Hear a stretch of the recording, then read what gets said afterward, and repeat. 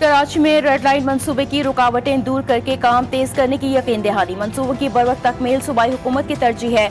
वज़ीर आला सिंध का एशियाई तरक्याती बैंक की कंट्री डायरेक्टर वफ़द से मुलाकात में इजहार ख्याल। शर्जिल मेमन की मंसूबे के मसाइल हल होने पर ब्रीफिंग। ADB का मंसूबों की बरवक्त तकमील के लिए इजाफी फंड्स फराहम करने पर रजामंदी का इजहार।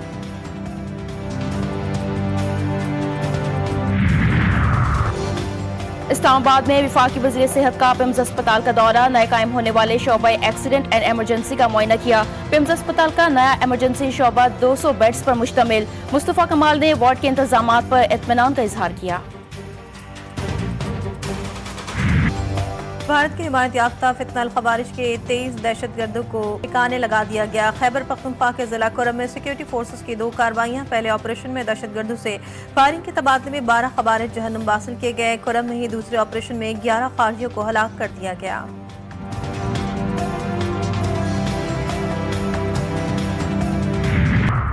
और गूगल की पाकिस्तान में मौजूदगी मुल्क की डिजिटल तरक्की का अहम संग मील।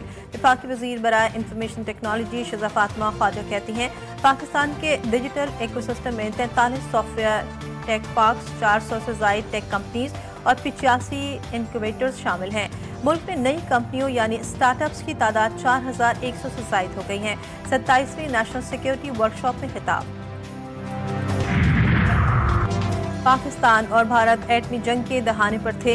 350% टैरिफ की धमकी देकर ये जंग रुकवा दी। अमरीकी सदर डोनाल्ड ट्रंप ने एक बार फिर पाक भारत जंग रोकने का क्रेडिट ले लिया। ट्रंप ने दावा किया कि भारतीय वज़ीर आज़म ने उन्हें फ़ोन करके कहा कि वो जंग में नहीं जा रहे हैं। वज़ीर आज़म शहबाज शरीफ ने कॉल करके उनका शुक्रिया अदा किया और कहा कि ट्रंप ने लाखों लोगों की जान बचाई।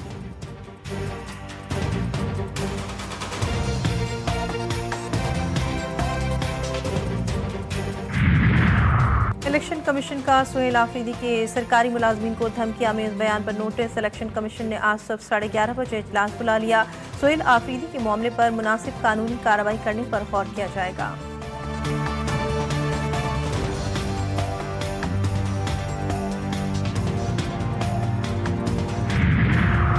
और पाकिस्तान के अरशद नदीम ने इस्लामी यकजहती गेम्स में गोल्ड मेडल जीत लिया।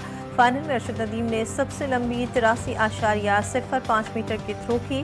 पहले राउंड में अरशद नदीम ने 75.44 मीटर की उम्दा थ्रो के साथ सबको पीछे छोड़ दिया। नायब वज़ीर-ए-आज़म इसहाक डार ब्रसल्स पहुंच गए। सेक्रेटरी खारजा और बेल्जियम में पाकिस्तानी सफीर ने नायब वज़ीर-ए-आज़म का इस्तकबाल किया। इसहाक डार पाकिस्तान यूरोपीय यूनियन स्ट्रेटेजिक डायलॉग में शिरकत करेंगे। नायब वज़ीर-ए-आज़म ने रूस में SCO सरबराहान मुमलिकत के काउंसिल इजलास में वक्त की क़यादत की। रूसी सदर और रूसी वज़ीर-ए-आज़म से अलहदा मुलाकातें की। SCO रुकन ममालिक में ताउन बढ़ाने पर गुफ्तगू हुई। चीनी वज़ीर-ए-आज़म ली शियांग से भी मिले। खित्ते में मजबूत शराकत दारी पर जोर दिया। इसहाक डार की कतरी वज़ीर-ए-आज़म से भी गैर रस्मी मुलाकात। दोतरफा ताल्लुकात पर गुफ्तगू की गई।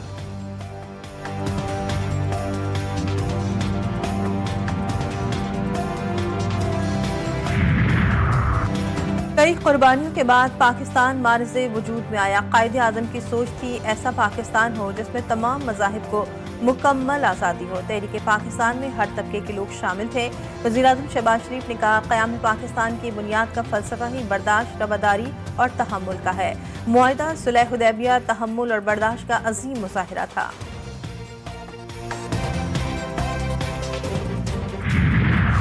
मखसूस नशिस्तों के केस में अक्सरियती फैसला दुरुस्त नहीं था। जस्टिस जमाल मंदोखेल का अक्सरियती फैसले पर जुज़वी अपीलें मंजूर करने का फैसला जारी कर दिया गया।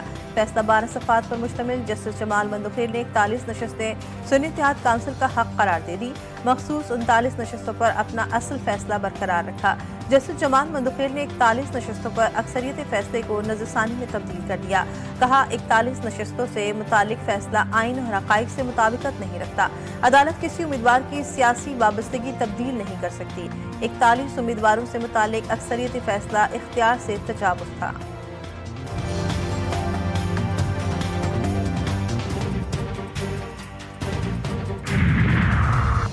वफाकी वज़ीर दाखिला मोहसिन नकवी की सऊदी सफारत खाने आमद। सऊदी सफ़ीर नवाफ बिन सईद अल मालिकी से मुलाकात। दोतरफा ताउन बढ़ाने और सिक्योरिटी अमूर पर तबादला ख्याल। सऊदी सफ़ीर की इस्लामाबाद में दहशतगर्द हमले की मसम्मत। मुलाकात में दोनों ममालिक की वज़ारत दाखिला के दरमियान ताउन को वसअत देने पर गुफ्तगू हुई। सऊदी पाकिस्तान के सफ़ीर ने कहा, अवाम से गहरे ताल्लुकात पर फ़ख्र है।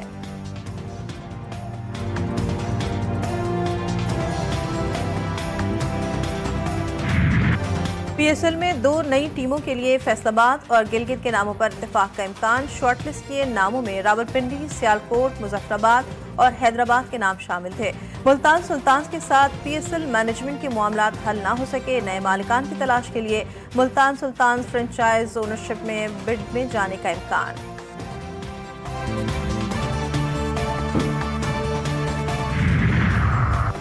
कराची में नुमाइश के करीब मुसल्लह अफराद की फायरिंग। एक शख्स जाबाज शनाख्त शबीर कासिम के नाम से हुई।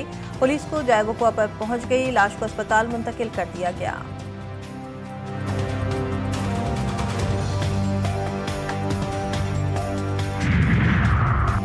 मुल्तान में 20 साला हामला खातून सानिया जहरा कत्ल के शौहर को बीवी के कत्ल के जुर्म में सजाए मौत। अदालत ने देवर हैदर रजा, सास अजरा परवीन को उम्र कैद की सजा सुनाई।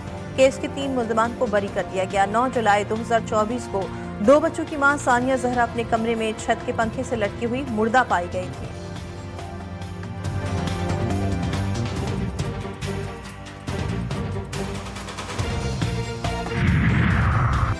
भारतीय क़यादत के खोखले दावे। फ़िज़ाई नाकामी से ज़मींबोस पाकिस्तान की फ़िज़ाई हुदूद की बंदिश ने एयर इंडिया के छक्के छुड़ा दिए। फ़िज़ाई रास्तों की बंदिश से 4000 करोड़ से ज़ायद के नुकसानात। अफगानिस्तान से फ़िज़ाई रास्तों से तिजारत मुज़ाहिका खेज। भारतीय अस्करी क़यादत की ट्रेलर वाली गीदड़ भपकिया नाकामी का एतराफ़। पाकिस्तान के भारत के लिए फ़िज़ाई हुदूद बंदिश में 23 दिसंबर तक तौसील।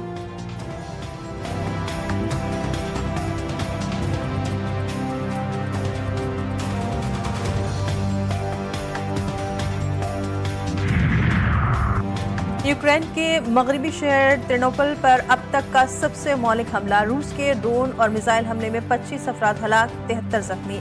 कई की हालत नाजुक। इमारतों और गाड़ियों में आग लग गई। खाकियों के 3 अजला में ड्रोन हमले, 30 जख्मी। कई इलाकों में बिजली की फराहमी मुतासिर।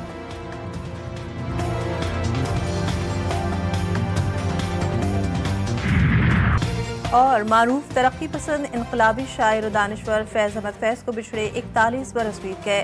फैज़ अहमद फैज़ ने अपनी शायरी के जरिए मोहब्बत, इनकलाब और इंसानी हुकूक के पैगाम को आम किया। फैज़ अहमद फैज़ को उनके खिदमात के एतराफ़ में कई एजाज़ात मिले। फैज़ की शायरी आज भी हमें जुल्म के खिलाफ खड़े होने की उम्मीद देती है।